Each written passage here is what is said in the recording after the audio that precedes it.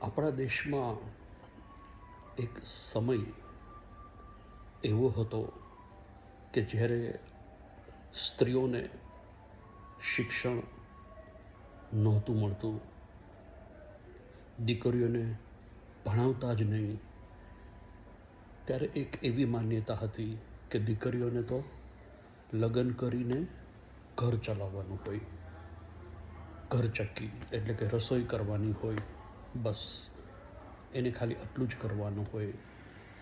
એને ક્યાંય ફરવા ન જવાનું હોય, એને કોઈ સાથે વાત નહીં કરવાની. આવો એક પીરિયડ આપણા હિન્દુસ્તાનમાં હતા. આ આપણે હિન્દુ હોવાનું કોઈ ગૌરવ લેવાની જરૂર નથી. એટલી બધી ધાર્મિક વિધિ વિધાનો હેઠળ દીકરીઓની લાગણીઓને, ખુશીને દબાવી દેવામાં આવતી. એને સ્કૂલે જવાનો અધિકાર પણ નહોતો. પણ ધીમે ધીમે જેમ ઉત્ક્રાંતિ આવી એમ વિચારોમાં પણ ઉત્ક્રાંતિ આવી. ધીમે ધીમે લોકોની સમજમાં પરિવર્તન આવતું ગયું.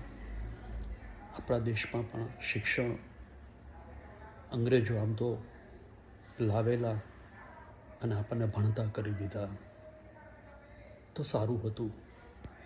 આપણને એજ્યુકેશનનું મૂલ્ય ત્યારે સમજાણું અને ત્યારથી સ્ટેપ વાઇઝ હવે છોકરીઓ આપણે જોઈએ છીએ કે દરેક ક્ષેત્રમાં આગળ નીકળી ગઈ, ભણવા માંડી. હવે આ એજ્યુકેશન તો આવી ગયું. આપણે આપણી દીકરીઓને સારામાં સારું એજ્યુકેશન આપવા લાગ્યા. જેને એન્જિનિયરિંગમાં જવું છે એને આપણે એન્જિનિયર બનાવીએ છીએ. કોઈને ડૉક્ટર બનવું છે તો એને આપણે ડૉક્ટરી મેડિકલમાં ભણાવીએ છીએ. ભલે ગમે તેટલી ફી હોય પણ આપણે એને ભણાવીએ છીએ. સારા લેક્ચરર બનાવીએ છીએ.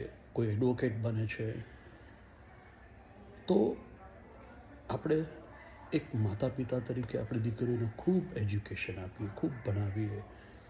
પણ લગ્ન પછી દુર્ભાગ્યવશ આ દીકરી ગમે તેટલી હોશિયાર હોય, કોલેજમાં લેક્ચરર હોય, પણ એને ઘરે આવીને તો રસોઈ જ કરવાની અને એનાથી પણ વિશેષ એને વાસણ પણ ઘસવાના. ટીચર હોય, M.Com B.Ed કરેલું હોય, પણ લગ્ન પછી સ્કૂલે જાય, સ્કૂલેથી આવીને વાસણ ઘસવાના, રસોઈ બનાવવાની, આ જ કામ કરવાનું. ઇવન ડૉક્ટર હોય, દીકરીઓ ડૉક્ટર હોય છે, પણ કામ તો એને આ જ કરવાનું. ત્યારે આપણને એક વિચાર આવે કે એના જે ઘરના વડીલો હોય એનામાં એટલી સમજણ ન હોય કે આ દીકરી આટલું કામ કરીને આવે છે. અચ્છા, સ્કૂલે જાય, ટાઈમ પાસ કરવા જાય છે, એને લેક્ચર લેવાનું હોય. 35 મિનિટનું 45 મિનિટનું લેક્ચર હોય, એવા 5 થી 6 લેક્ચર એને લીધા હોય. છોકરાઓ સાથે, વિદ્યાર્થીઓ સાથે માથાફોડી કરી હોય એને. એ રીતસરની થાકી ગઈ હોય. તેમ છતાં પણ એને ઘરે આવીને પહેલાં રસોઈ બનાવવાની બધાની, અને પછી એને વાસણ પણ ઘસવાના. આપણને એમ થાય કે એનો હસબન્ડ માનો કે એજ્યુકેટેડ હોય, એ સારામાં સારું કમાતો હોય, પણ એને પણ એટલું ન સમજાય કે આ છોકરી આવી M.Com B.Ed કરેલી છે, PhD કરેલી છે, કે કોઈ લેક્ચરર છે, કે ડૉક્ટર છે, કે એન્જિનિયર છે, તો એને આગળ આવા કામ તો ન કરાવો. કમસે કમ માતા પિતા તરીકે તો બીજું પછી દીકરીઓના ઘરમાં જઈને કોઈ વડીલો શું કહે, હસ્તક્ષેપ ક્યાં કરવો એમ થાય. એટલે બધા મૂંગે મોઢે બસ જોતા હોય અને આ છોકરીઓ કામ કરતી હોય. એટલે કહેવાનું તાત્પર્ય અહીંયા એવું છે કે હાલત તો સાલી જે પહેલાંની જે સ્ત્રીઓની હતી એ જ અત્યારે છે. એજ્યુકેશનથી એના જીવનમાં તો કંઈ ફરક જ ન પડ્યો. અચ્છા, એ છોકરી એવું ઈચ્છે, માનો કે કમાતી હોય, સારામાં સારું કમાતી હોય, સારી એવી પોસ્ટ ઉપર હોય, તો એને એમ વિચાર આવે કે ચાલો આપણે કંઈ રસોઈમાં નથી પહોંચી શકતા તો એક રસોઈ બનાવવાવાળી કૂક રાખી લઈએ અને કચરા પોતા માટે કામવાળી રાખી લઈએ. પણ જૂનવાણી વિચારવાળા જે લોકો છે આ વાત સ્વીકારવા જ તૈયાર નથી. એવું કહે છે કે અમને કામવાળીના હાથની રોટલી નહીં ભાવે, એટલે તમે રાખો, માનો કે કૂક રાખો, તો પણ એ એમ કે આ રોટલી અમે નહીં ખાઈએ, એની રસોઈ એ અલગ બનાવે. કેટલી દુઃખની વાત છે, કેટલી બધી કરુણ વાત છે કે આજની નવી પેઢીને તમે સમજી પણ નથી શકતા. ક્યારેક તમે એના સ્થાને હોય, વિચાર કરો, તમે નોકરી કરવા જતા હોય, આખો દિવસ તમે નોકરી કરી હોય એઝ અ જેન્ટ્સ, અને પછી તમારા ઘરે આવીને જો તમને કોઈ એક ગ્લાસ પાણી એ ભરવાનું કહી તો કેવી તકલીફ પડતી હતી. તો આ જે તમારા ઘરમાં દીકરાની વહુ આવી છે એ કોકની દીકરી તો છે ને, કેમ એને તમે સમજી ન શકો? એની લાગણીઓને, એની તકલીફોને, એની મુશ્કેલીઓને. આજે છોકરીઓ તમે જુઓ, મોલમાં નોકરી કરતી હોય, બિચારી 8-8 કલાક, 10-10 કલાક સુધી એની સ્ટેન્ડિંગ ડ્યુટી હોય, કેશમાં હોય, સેલ્સમાં હોય. અનેક છોકરીઓ એવી હોય જે બ્યુટી પાર્લરમાં કામ કરતી હોય તો ત્યાં પણ સ્ટેન્ડિંગ ડ્યુટી હોય. અમુક હોમ સર્વિસ એટલે કે ઘરે ઘરે જઈને પાર્લરની ટ્રીટમેન્ટ આપે છે. તો એ તો કેટલી થાકતી હોય, કલ્પના કરો. દૂર દૂર સુધી ક્યાંક ચાલીને જવાનું હોય, ક્યાંય રિક્ષાઓ મળે, ક્યાંય સિટી બસ મળે, ન પણ મળે. તો એનો થાક કેટલો હોય એને. પણ ના, એને ઘરે આવે એટલે એને પહેલાં રસોઈ કરવાની, બધાની રસોઈ કરવાની. એ ભૂખી હોય, એને ખાધું પણ ન હોય, એ બિચારી રસ્તામાં ક્યાં ઊભી રહીને ખાવાની હોય? એટલું તો કામ હોય એની પાસે. અને પછી એને છોકરાઓની જવાબદારીઓ પણ હોય. એને સ્કૂલે મૂકવાના હોય, એને સ્કૂલેથી લાવવાના હોય, ઉપરાંત એને જમાડવાના, અને પછી જે ટાઈમ મળે એમાં એડજસ્ટ કરે, એ પોતાનું કામ કરે. આવી જ સ્થિતિ જેટલી પણ વર્કિંગ વુમન છે એની છે. પણ તો એના ઘરના વડીલો એને સપોર્ટ ન કરે, એને તમે ન સમજો કે આ છોકરી આટલું એટલું કામ કરે છે તો આપણે થોડુંક હેલ્પ કરીએ.